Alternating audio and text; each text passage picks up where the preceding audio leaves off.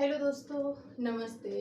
मैं निधि सिंह आपको हिंदी पढ़ाने आया हूँ। जैसा कि आपको मालूम होगा, इससे पहले हमने हिंदी की एक और क्लास ली थी जो वर्णमाला की थी। वर्णमाला में हमने वर्णमाला के पूरे भाग आपको पढ़ाए थे। वर्णमाला कहते किसे हैं, वर्ण किसे कहते हैं, वर्ण बना कैसे है, ये सब कुछ हमने आपको पढ़ाया था।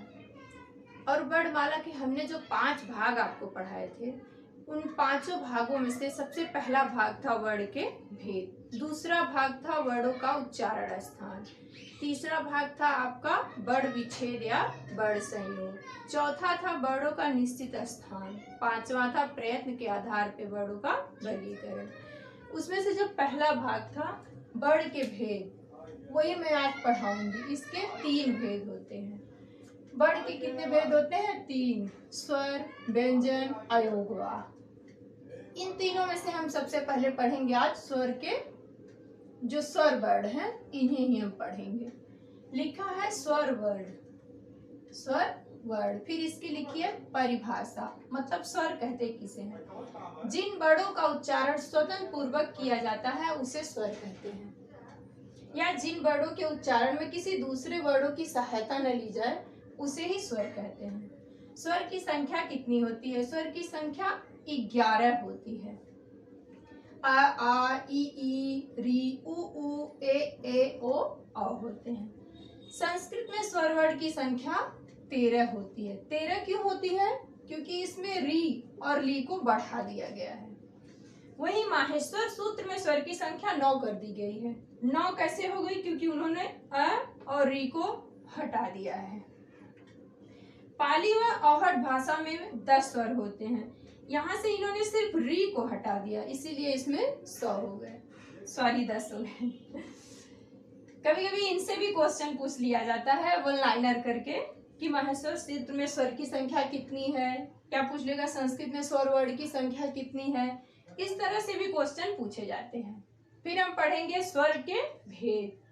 जो स्वर वर्ण होते हैं इसके भी 4 भेद होते हैं। सबसे पहला है मात्रा या उच्चारण के आधार पे, फिर दूसरा है जिह्वा मतलब जीभ की आकृति के आधार पे, फिर तीसरा है औष्ठाकृति, औष्ठाकृति मतलब ओठ होता है, ओठ के आधार पे या ओठ की संरचना के आधार पे, फिर चौथे नंबर पे है मुखाकृति के आधार पर, मतलब मुंह की संरचना के आधार पे।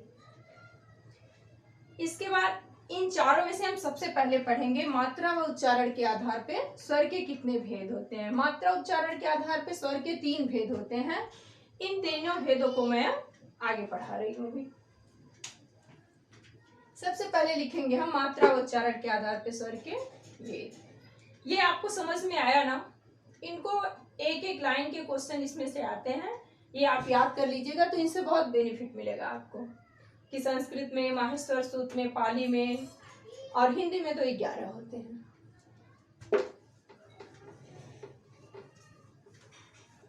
पढ़ेंगे हम मात्रा उच्चारण के आधार पर स्वर वर्ण के भेद।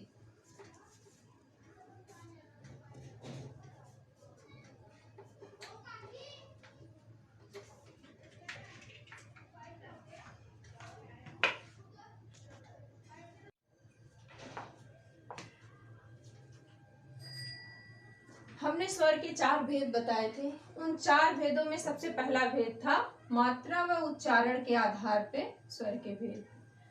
उच्चारण के आधार पे कितने भेद थे? ह्रस्व स्वर, दीर्घ स्वर और प्लुत स्वर। ह्रस्व स्वर जो होते हैं वो 4 होते हैं, आ, ई, उ और री। ह्रस्व स्वर को एक मात्रिक स्वर भी कहते हैं, लघु स्वर, मूल स्वर, ये सब एक ही नाम है इनके। इनमें से कुछ भी लिख के आ जाएगा तो यही माना जाएगा, यही चारों में से देखना होगा आपको। फिर हम आते हैं दीर्घ स्वर पे। दीर्घ स्वर यही 7 हैं। इन्हीं को ही दीर्घ स्वर भी कहा जाता है, इन्हीं को ही द्विमात्रिक स्वर भी कहा जाता है, इन्हें बड़े स्वर भी, संयुक्त स्वर, सब कुछ इसके ही नाम है, इन्हीं 7 के नाम है।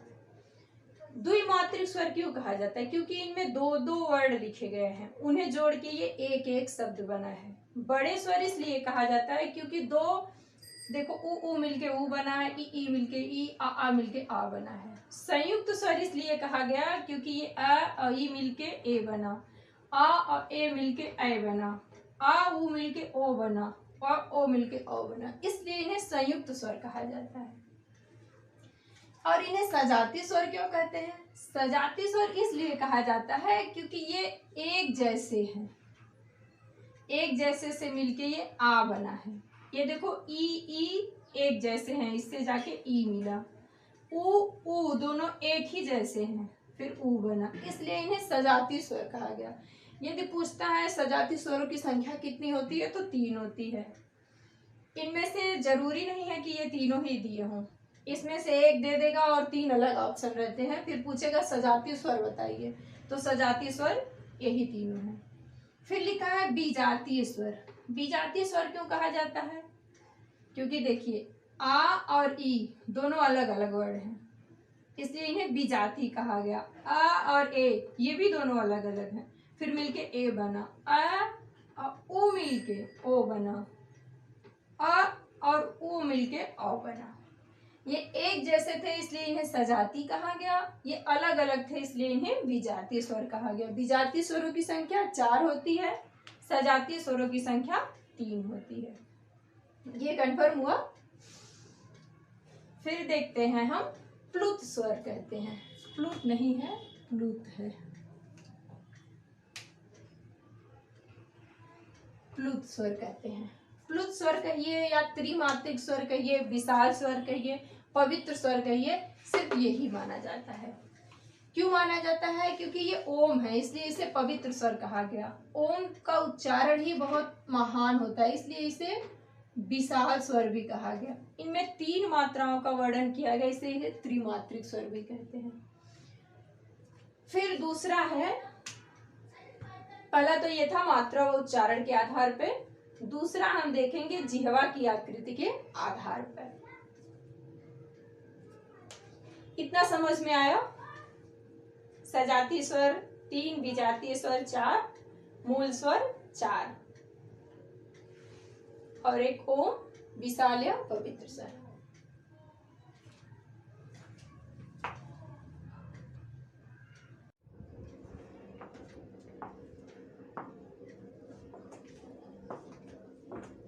हमने आपको स्वर के एक भेद पढ़ाए थे, अब हम आपको स्वर के दूसरे भेद पढ़ाते हैं। स्वर का दूसरा भेद क्या था? जिह्वा या जीभ की आकृति के आधार पे स्वर के हमने 3 भेद बताए थे, जिसमें पहला था अग्र स्वर, दूसरा था मध्य स्वर, तीसरा था पश्च स्वर। अग्र स्वर में, अग्र स्वर क्यों कहा जाता है? अग्र स्वर मतलब होता है आगे, आगे मतलब जीभ के जिन स्वरों का उच्चारण जीभ के आगे वाले भाग से किया जाता है उन्हें हम अग्र स्वर कहते हैं। और मध्य होता है बीच में। क्या होता है? बीच में, बीच में मतलब जिन स्वर का उच्चारण हम जीभ के बीच वाले भाग से करते हैं उन्हें हम मध्य स्वर कहते हैं। फिर आता है पश्च स्वर। पश्च स्वर मतलब होता है पीछे, पीछे जिन स्वरों का उच्चारण हम जीभ के एकदम लास्ट वाले भाग से करते हैं उन्हें हम पश्च स्वर कहते हैं। इसीलिए इनका उच्चारण जीभ के पीछे वाले भाग से होता है, इसलिए इन्हें हम पश्च स्वर कहते हैं। फिर तीसरा है औष्ठाकृत या ओठ की संरचना के आधार पर स्वर के 2 भेद बताए गए हैं। पहले है विपरीत स्वर, दूसरा है पहला है वृत्ताकार स्वर, दूसरा है अवृत्ताकार स्वर। वृत्ताकार मतलब होता है गोलाकार। जिस स्वर के उच्चारण में मुंह का आकार गोल होगा उसे वृत्ताकार स्वर कहते हैं, और जिनके उच्चारण में मुंह का आकार गोल नहीं होगा उन्हें अवृत्ताकार कहते हैं। जैसे आप खुद करिए ऊ ऊ, ओ आओ, अभी बोल के देखिए एक बार, आपके भी मुंह का आकार यही होगा। फिर अवृत्ताकार का बोल के देखिए, आपके जो ओठ है ना उसमें बोल के देखिए अ आ ई ए री, इनका उच्चारण करके देखिए। इनके उच्चारण में आपको ओठ के जो आकार होंगे वो एकदम गोल नहीं दिखाई देंगे, और इनके उच्चारण करते समय आपके मुंह ओठ का जो आकार होता है वो एकदम गोल होता है।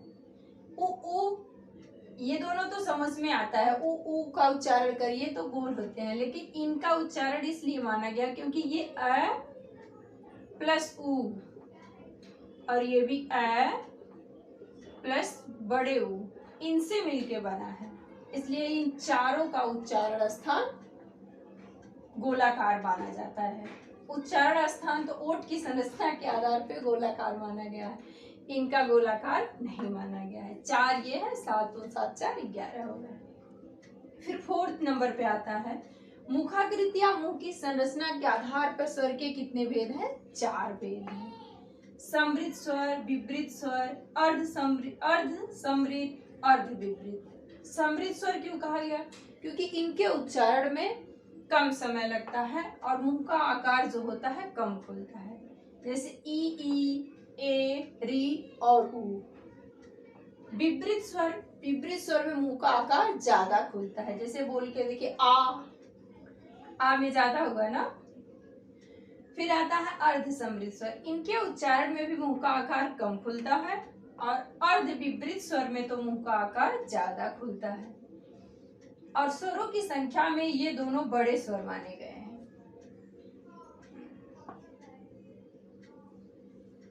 स्वर जो 11 होते हैं उनके उच्चारण में हम अपने मुंह के जिस जिस भाग का प्रयोग करते हैं उन्हीं के आधार पे इन चारों भेदों को स्वर के बनाए गए हैं। उम्मीद करती हूँ कि जितना समझाई हूँ इतना समझ में आया होगा। हमने स्वर के पूरे चारों भेद आज कंप्लीट कर दिए हैं। इसके बाद जो मैं नेक्स्ट क्लास लूंगी उसमें मैं आप लोगों को व्यंजन पढ़ाऊंगी।